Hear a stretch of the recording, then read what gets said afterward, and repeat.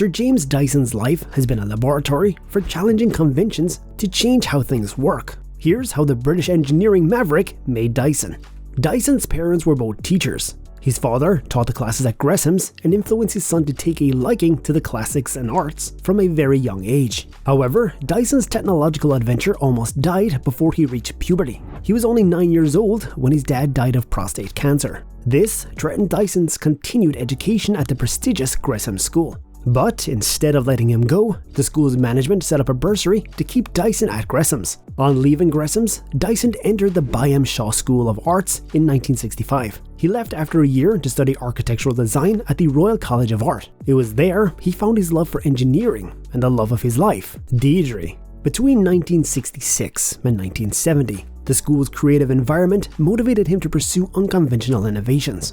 It was here he was exposed to the work of Buckminster Fuller, an architect whose ideas were otherworldly, to say the least. Dyson was fascinated by Fuller's unorthodox approach to designing, as seen in Fuller's geodesic domes. This led him to design a mushroom-shaped theatre for John Littlewood to be built in London. But without cash, his mushroom would never bloom. It was his search for funding that took him to Jeremy Fry. Fry was a British engineer and inventor, and the founder of Rotork. He refused Dyson's request for financial aid, and in place of the money, he gave him a new life. Fry recognized Dyson's eye for the extraordinary, so he recruited him to help him build his unique landing craft. Fry mentored the newbie and trusted him to develop his skills from scratch in Rotork's factory. His trust later translated into a full-time job for Dyson. After he graduated from the Royal College of Arts, Dyson worked as the head of Rotork's marine division. He had to learn fast in order to survive the challenges Fry threw his way. When they completed the boat, known as the Sea Truck, they sold it to the military and individuals who found its speed and versatility very useful. By 1974, Dyson had learned enough to stand alone and created his first solo invention, the Ballbarrow.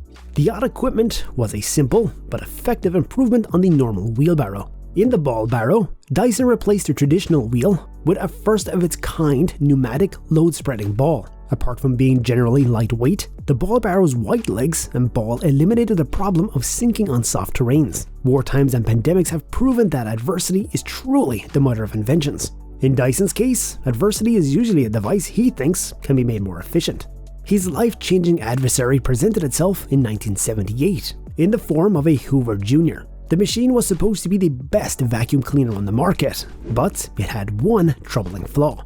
Well, it troubled Dyson, because he could do something about it. The rest of the world just bought a vacuum cleaner, tried and failed to operate it, and reluctantly read the user's manual. The issue was the non-reusable vacuum cleaner bags. They kept getting clogged with dirt and dust, and Dyson hated it.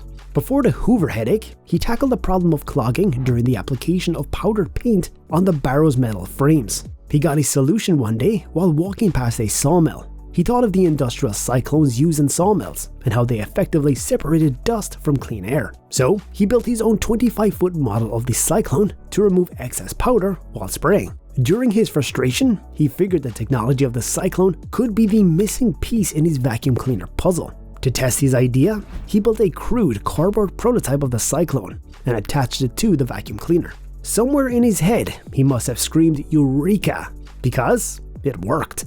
That promising experiment set him on a 5-year journey to build the bagless vacuum cleaner. During this period, Dyson's wife supported him and their 3 kids on an art teacher's salary. Deirdre kept the family on its feet, while Frankenstein lost his mind over a vacuum cleaner.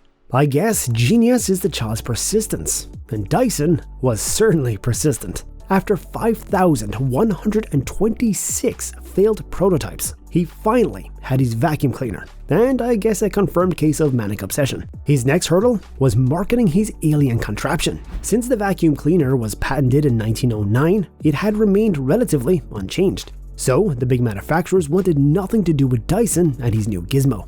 He was up against a menacing mountain. The European vacuum cleaner bag market alone was worth $500 million. And besides, the gatekeepers were not ready for the change that he was proposing. Eventually, Dyson was forced to bet it all on his product. He risked his business and house on a loan of $900,000. With the money, Dyson mass-produced the DC-01 and marketed it under his name. In 1993, the Dyson Company was born. Then he had to convince a mail order catalog that his machine was worth a place on its pages. Decades later, Dyson holds a 50% share in the UK and a 20% share of the global vacuum cleaner market.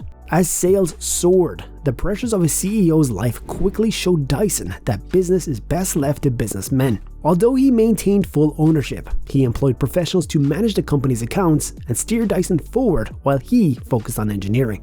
Since the success of the DC-01, Dyson and his team of engineers have transformed offices and households with several patents. Dyson's bladeless fans, hand dryers, and range of beauty technology are just some ways the company has reimagined life and found success. But it's not been a total bed of roses for Dyson and his team.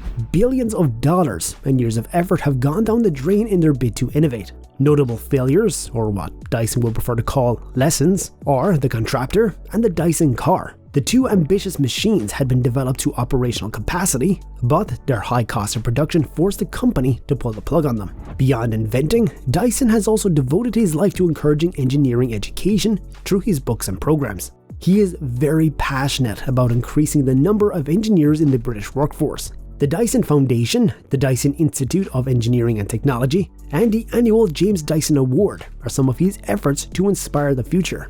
As part of these efforts, he sponsored an $18.5 million steam building at Gresham's. The billionaire has received countless honors, including a CBE in 1996 and an Order of Merit, Britain's highest national honor, in 2016. He was also appointed Provost of the Royal College of Arts in 2010.